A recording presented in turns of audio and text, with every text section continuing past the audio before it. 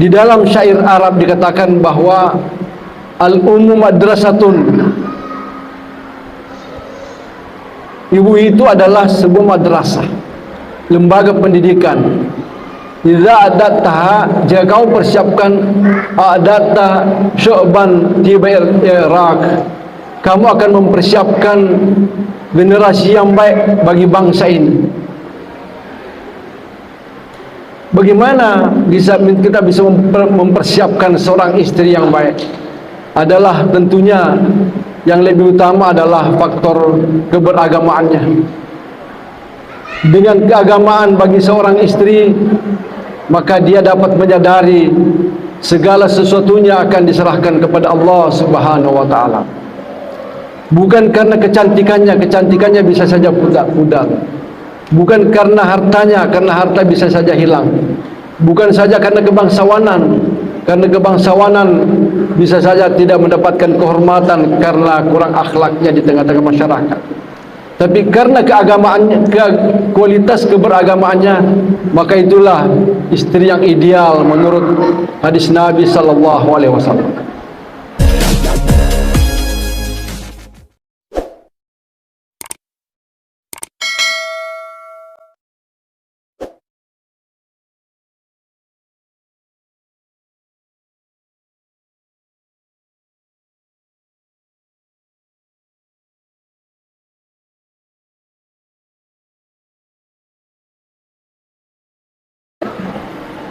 Bismillahirrahmanirrahim.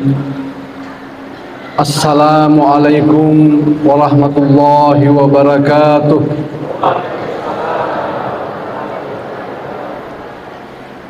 Alhamdulillahirabbil alamin. Wassalatu wassalamu ala sayyidina Muhammadin afdalil mursalin wa ala alihi wa ashabihi ajma'in. Subhanaka la ilma lana illa ma 'allamtana innaka antal alimul hakim. Wala haula wala quwata illa billahil aliyil azim. Jamaah salat Isya sekaligus jamaah salat tarawih rahimakumullah. Alhamdulillah wa syukrulillah, kita tetap senantiasa memuji kebesaran Allah dan mensyukuri segala nikmat yang kita rasakan, baik kita merasakannya secara lahiriah maupun kita merasakannya secara batiniah. Begitu pula kita juga selalu berkirim salawat dan salam kepada baginda Rasulullah Muhammad sallallahu alaihi wasallam, Nabi dan Rasul yang segala ucapan beliau adalah merupakan ilmu pengetahuan.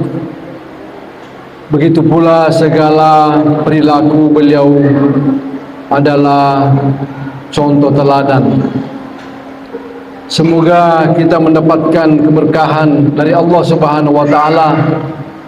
Begitu pula keberkahan dari Rasulnya dengan segala kegiatan-kegiatan kita dalam beribadah kepada Allah Subhanahu wa ta'ala. Jamaah tarawih rahimakumullah, seperti disampaikan tadi oleh MC bahwa topik ceramah kita pada malam ini adalah peran orang tua dalam pendidikan anak. Tentu kita sama-sama memaklumi bahwa setiap pasangan suami istri mendambakan adanya keturunan, mendambakan adanya anak sebagai harapan dapat melanjutkan kehidupan orang tua setelah mereka tidak ada lagi di muka bumi ini, dengan harapan bahwa orang tua tetap mengalir pahala yang diterimanya oleh karena ada anak di dunia yang senantiasa mendoakan orang tuanya karena mereka sudah tidak ada lagi di muka bumi ini. Orang tua mengharapkan adanya anak, sebagaimana sering kita lantunkan doanya, baik setelah menunaikan salat 5 waktu maupun secara khusus kita mendoakan akan adanya anugerah Allah Subhanahu wa taala, seperti di dalam surah Al-Furqan, Rabbana hablana min azwajina wa dzurriyyatina qurrata a'yun waj'alna lil muttaqina imama. Ya Tuhan kami, anugerahilah pasangan-pasangan kami, anugerahilah keturunan kami yang dapat menyejukkan pandangan, dan jadikanlah pula kami sebagai pemimpinnya orang-orang yang bertakwa. Alangkah indahnya doa yang selalu kita lantunkan ini kepada Allah Subhanahu wa taala. Kita tampil sebagai pemimpin bagi orang-orang yang bertakwa. Begitu pula anak kita, keluarga kita adalah keluarga yang dapat mencerahkan pandangan kita. Dalam bahasa Bugis sering kita ucapkan, jembe-embe kangelo keluarga na paanu, aceriwi kedo-kedona paanu. Atau berhasil, keluarga yang tenang, keluarga yang damai, keluarga yang terhormat. Kita sangat membutuhkan keluarga seperti itu. Dalam hal ini tentu orang tua sangat berperan. Di dalam pandangan Islam, melahirkan anak bukan saja ketika seorang ibu sedang hamil dalam waktu kira-kira kurang lebih 9 bulan lahirlah anaknya, tetapi persiapan untuk mendidik anak jauh sebelumnya. Banyak tuntunan-tuntunan.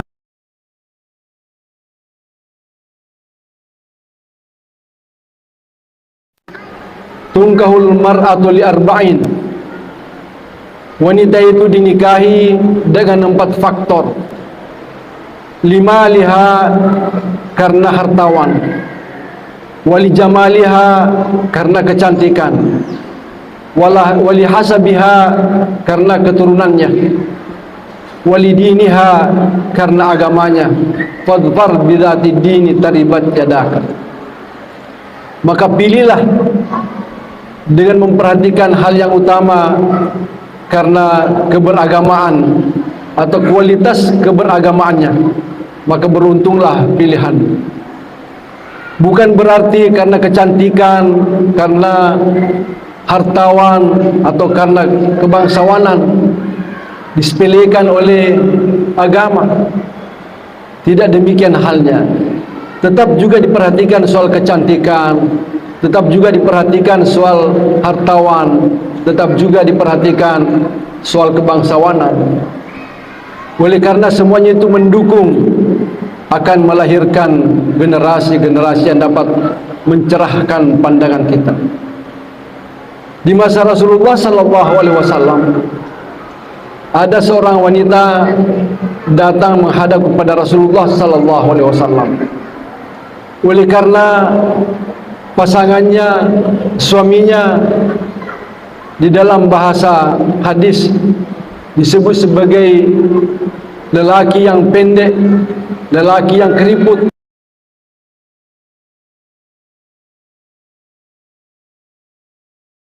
Saya dia akan meludahi mukanya suaminya itu.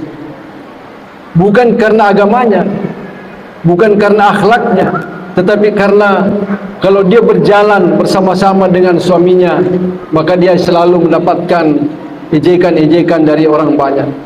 Itu ono balik rola salakai maupun coy, itu laki pun semua bolongir.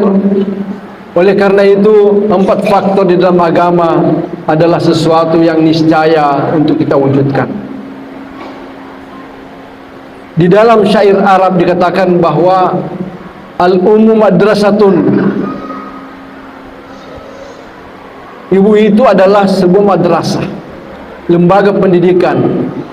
Idza adattaha, jika kamu persiapkan adatta syu'ban tibair Iraq, kamu akan mempersiapkan generasi yang baik bagi bangsa ini. Bagaimana kita bisa mempersiapkan seorang istri yang baik? Adalah tentunya yang lebih utama adalah faktor keberagamaannya. Dengan keagamaan bagi seorang istri, maka dia dapat menyadari segala sesuatunya akan diserahkan kepada Allah Subhanahu wa taala. Bukan karena kecantikannya bisa saja pudar. Bukan karena hartanya, karena harta bisa saja hilang. Bukan saja karena kebangsawanan bisa saja tidak mendapatkan kehormatan karena kurang akhlaknya di tengah-tengah masyarakat. Tapi karena keagamaannya, kualitas keberagamaannya, maka itulah istri yang ideal menurut hadis Nabi sallallahu alaihi wasallam. Mempersiapkan anak atau mendidik anak sejak di dalam buayan ibunya, sejak di dalam kandungan ibunya.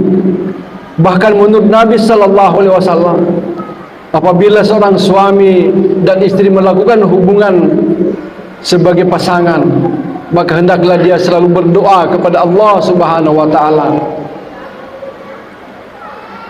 Apa doanya? Allahumma jannibna syaitan wa jannibish syaitana ma razaqtana. Ya Tuhan kami, jauhkanlah kami dari setan dan jauhkan pula setan dari kami. Kata hadis bahwa sekiranya sperma seorang suami bertemu dengan ovum seorang istri, lalu menjadilah sebuah perputaran untuk lahirnya seorang anak, maka ketika dia lahir, dia tidak diganggu oleh setan. Inilah yang menjadi bahaya dalam mendidik anak apabila dia diganggu oleh setan. Bahkan bukan saja ketika mau berhubungan suami istri dengan membaca doa itu, ketika anak sudah lahir, kita perdengarkan kalimat azan di telinga kanannya dan kalimat iqamah di telinga kirinya. Anak yang baru lahir, fungsi dalam tubuhnya yang cepat bermanfaat, yang cepat berfungsi adalah telinganya. Oleh karena itu di dalam ayat Al-Quran dikatakan, Allahul ladzi akhrajakum min butuni ummahatikum la ta'lamuna syai'an wa ja'ala lakumus sam'a wal absara wal afidah la'allakum tashkurun. Allah lah yang mengeluarkan kamu dari perut ibumu, kamu tidak mengetahui sedikit pun. Jamaah tarwi rahimakumullah. Boleh jadi ada yang mengatakan, bukan Allah yang mengeluarkan seorang bayi dari kandungan ibunya, tetapi ada usahanya dokter dengan disesarlah seorang ibu yang sedang akan melahirkan itu, sehingga anak bukan lahir dalam hal-hal yang normal, tetapi melalui pembedahan di perut seorang ibu. Ternyata pembedahan dengan mengeluarkan anak dari kandungan ibu, paling banyak dia bisa hamil sampai 3 kali saja. Sedangkan kelahiran anak melalui jalan yang normal bisa jadi ibu itu melahirkan anak sampai 13 kali. Ada guru kita yang selalu kita dengarkan nasihatnya seperti Profesor Quraisy Shihab. Pernah kita berziarah ke rumah beliau. Dia mengatakan,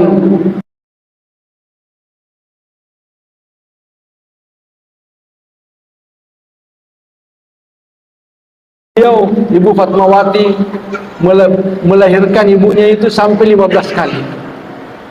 Artinya bahwa bila mana ada anak itu lahir dalam keadaan normal tanpa melalui sesar, maka sang ibu berpeluang untuk melahirkan banyak anak. Jemaah tarikh rahimakumullah. Jadi pendidikan seorang anak telah dimulai ketika percampuran antara sperma dan ovum itu di dalam rahim seorang wanita, seorang istri. dilanjutkan dengan diazankan di telinga kanannya, dikamatkan di telinga kirinya. Apa maknanya ini? Azan itu berfungsi untuk mengusir setan. Kalau azan dikumandangkan untuk menunaikan salat fardu, salat wajib, setan itu lari terbirit-birit, tidak mau mendengarkan kalimat azan. Nanti setelah dikumandangkan kalimat azan, baru datang kembali untuk membisik orang-orang yang mau salat. Ketika mau dikamatkan azan, mereka juga lari terbirit-birit kembali. Nanti setelah selesai ikamat, barulah mereka datang lagi untuk membisikkan sesuatu pada orang yang akan salat. Jadi nasangi ugie yoro bang yoro si bawa ke me paduka setan. Makanya itu kalau ada orang pindah rumah atau menaiki rumah baru, mengazani pada 4 sudut rumahnya itu dan 1 di tengah-tengahnya untuk mengumandangkan azan. Tujuannya adalah untuk mengusir setan. Pendidikan orang tua atau peran orang tua dalam mendidik anak selanjutnya adalah bagaimana membimbing anak itu untuk menunaikan salat.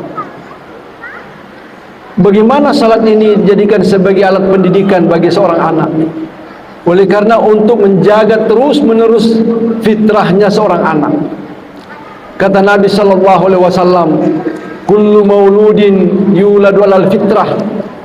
Setiap anak yang dilahirkan dalam keadaan suci, bagaikan kertas putih yang tidak ada coretan-coretannya. Fa abawahu ayyuhawidanihi aw yunassiranihi aw yumajjisanihi. Peran orang tualah yang menjadikan anaknya itu menjadi Yahudi, menjadi Nasrani atau menjadi Majusi. Artinya pendidikan anak dipengaruhi oleh lingkungannya. Lingkungan yang pertama dilihat oleh anak adalah lingkungan di dalam rumah tangga. Oleh karena itu, bagaimana kedua orang tua, ibu bapa mendidik anaknya dengan melalui salat. Hadis Nabi sallallahu alaihi wasallam mengingatkan kepada kita, "Muru auladakum bis salati wa huwa 7 sinin wadribuhum 'alaiha bi 10 sinin." Perintahkanlah anakmu untuk menunaikan salat apabila dia sudah berumur sampai 7 tahun. Pukullah anakmu itu gara-gara salat apabila sudah sampai 10 tahun belum juga sadar untuk menunaikan salat. Jemaah rahimakumullah, ada ulama kita yang pernah berada di tengah-tengah kita di kota Watampone ini. Mungkin orang yang sudah berusia 40 tahun, 50 tahun ke atas masih mengenal beliau, yang dari Tuan Reguruta Puang Haji Junaid.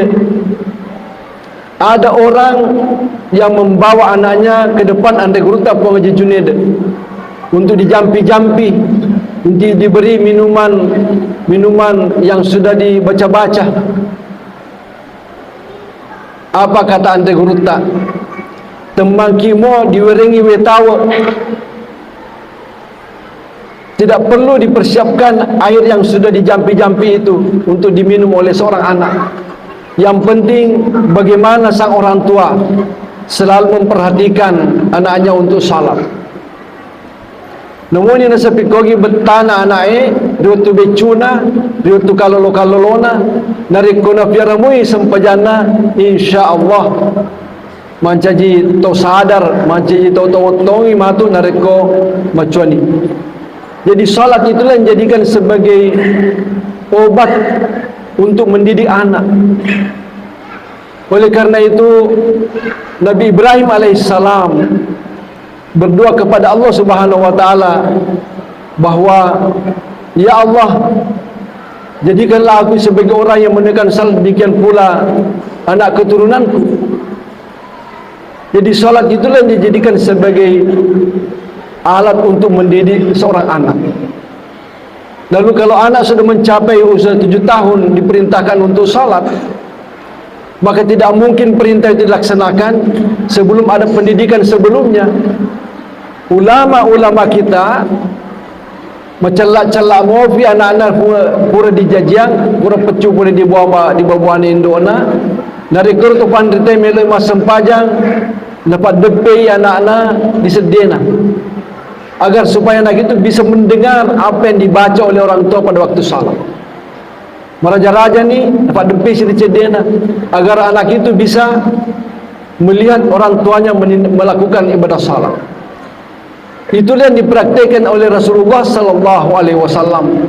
Selalu beliau membawa cucunya Hasan Husain ke masjid, meskipun kedua cucu beliau ini selalu bermain-main, berlari-lari di dalam masjid. Pernah suatu waktu beliau sedang sujud, kedua cucunya naik di punggung Nabi sallallahu alaihi wasallam. Beliau lama sujud, dibiarkan saja begitu. Oleh karena memang anak dalam proses pembelajaran, dalam proses melihat apa yang dilakukan oleh kedua orang tua. Oleh karena itu, jamaah tarawih rahimakumullah, bahwa untuk memelihara fitrah seorang anak, maka hendaknya salat itu menjadi alat pendidikan bagi mereka. Wadribuhum 'alaiha wa hum 10 sinin. Pukullah anak itu gara-gara salat. Tidak mungkin kita memukul anak, tidak mungkin kita menghardik anak dengan suara keras, kecuali di dalamnya itu ada ingin mendekatkan diri kepada Allah Subhanahu wa taala. Boleh jadi hardikan seorang orang tua untuk memaksa anaknya menaikkan salat itu dengan hati yang tulus, untuk mendekatkan diri kepada Allah Subhanahu wa taala. Ada kasih sayang orang tua untuk membawa anaknya mendekatkan diri kepada Allah Subhanahu wa taala. Jemaah tarawih rahimakumullah, salat adalah merupakan satu-satunya pendidikan yang sangat bermanfaat dalam hal mendidik anak. Asalkan anak itu selalu menunaikan salat sejak dari kecil, maka insya Allah di dalam proses perjalanan hidupnya, baik di waktu remaja maupun setelah menjadi pemuda dan dewasa, akan mendapatkan hidayah dari Allah Subhanahu wa taala. Mengapa demikian? Oleh karena selalu memohon pertolongan kepada Allah Subhanahu wa taala untuk dibimbing. Ihdinas siratal mustaqim, tunjukilah kami jalan yang lurus. Meskipun sang anak belum paham makna dan kandungan ihdinas siratal mustaqim, tetapi dicatat oleh malaikat. Malaikatlah yang menyampaikan kepada Allah Subhanahu wa taala bahwa anak ini perlu mendapatkan perhatian di dalam hidupnya. Jamaah tarawih rahimakumullah, inilah fitrah yang harus kita perhatikan bagi seorang anak. Janganlah seorang anak itu dibiarkan tanpa bimbingan salat. Bila mana orang tua membiarkan anaknya tidak salat, maka suatu waktu di hari kemudian dia akan menarik orang tuanya untuk tidak cepat masuk ke dalam surga. Gara-gara ini orang tua yang tidak pernah menyuruh aku dulu salat di dunia. Jemaah tarawih rahimakumullah, di dalam hal mendidik seorang anak perlu juga kita perhatikan bagaimana pergaulannya. Apalagi di tengah-tengah media sosial yang semarak pada saat ini, Al-Quran memberikan suatu solusi bagaimana anak itu bisa diatasi dari pergaulan melalui media sosial. Allah Subhanahu wa taala berfirman, ya ayyuhalladzina amanu liyasta'zinkumul ladzina minkum liyasta'zina ma malakat aymanukum walladzina lam yablughu minkum salasa marrat. Wahai orang-orang yang beriman, hendaklah budak-budak kalian atau anak-anak kalian yang belum dewasa meminta izin ketika mau masuk ke dalam kamar. Min qabli salatil fajr, yang pertama sebelum salat fajar, sebelum salat subuh. Jangan dibiarkan anak masuk ke dalam kamar tanpa minta izin kepada orang tuanya, karena boleh jadi kedua orang tua itu tidak berbusana lengkap di dalam kamar. Yang kedua, hina tadawuna siyabakum minadh dhahirah, ketika orang tua melepaskan pakaiannya sesudah salat duhur. Yang ketiga, wa min ba'di salatil isya, dan sesudah melaksanakan salat isya. 3 waktu ini adalah waktu-waktu di mana orang itu melepaskan pakaiannya dan bisa kelihatan auratnya. Jadi pendidikan seksual juga sudah diajarkan oleh agama. Jangan diperlihatkan kepada anak-anak kita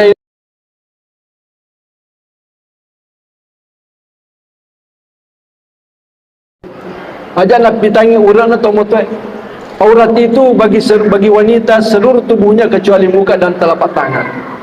Aurat bagi seorang lelaki antara pusar sampai lutut. Jangan diperlihatkan kepada anak itu dalam waktu-waktu tertentu itu. Ini menunjukkan bahwa perlu ada pendidikan seksual kepada anak. Nah, inilah yang menjadi masalah, bahwa media sosial sekarang semarak dengan virtual yang dapat menggoda seksual anak, yang dapat mempengaruhi birahi anak.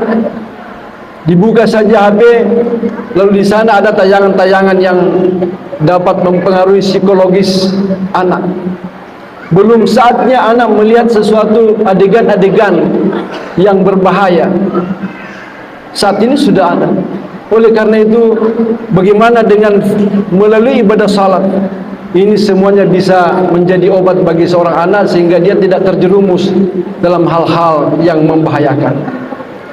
Kita melihat di beberapa daerah melalui informasi-informasi televisi betapa banyak anak-anak sekolah yang melakukan hubungan seksual di luar pernikahan. Apa sebabnya itu? Oleh karena selalu terpancing dengan virtual yang ada di media sosial. Tetapi alhamdulillah berkat dengan ibadah salat yang kita bimbingkan kepada anak, insyaallah akan terjaga dari Allah Subhanahu wa taala dari hal-hal yang tidak diinginkan. Jamaah tadi rahimakumullah, inilah sekedar sebagai pengantar kita dalam rangka menyampaikan peran orang tua dalam pendidikan anak, yaitu pendidikan agama melalui pelaksanaan ibadah salat. Semoga kita mengambil perhatian semuanya sehingga dengan demikian anak kita seperti yang kita harapkan. Rabbana hablana min azwajina wa dzurriyyatina qurrata a'yun waj'alna lil muttaqina imama. Ya Allah, anugerahilah kami pasangan-pasangan suami istri yang dapat mencerahkan pandangan, keturunan-keturunan yang dapat menyejukkan pandangan, dan jadikanlah kami sebagai pemimpin bagi orang-orang yang bertakwa. Inilah posisi kita sebagai hamba Allah Subhanahu wa taala dan sekaligus sebagai khalifah Allah di muka bumi ini. Kita melahirkan generasi, apalagi menghadapi namanya generasi emas di tahun 2045 akan datang. Anak-anak kita adalah anak-anak yang cinta dengan ibadah salat, menikmati ibadah salat itu sejak dari masa kecilnya sampai masa tuanya. Semoga demikian adanya, lebih dan kurangnya mohon dimaafkan. Wabillahi taufiq was sa'adah. Wassalamualaikum warahmatullahi wabarakatuh.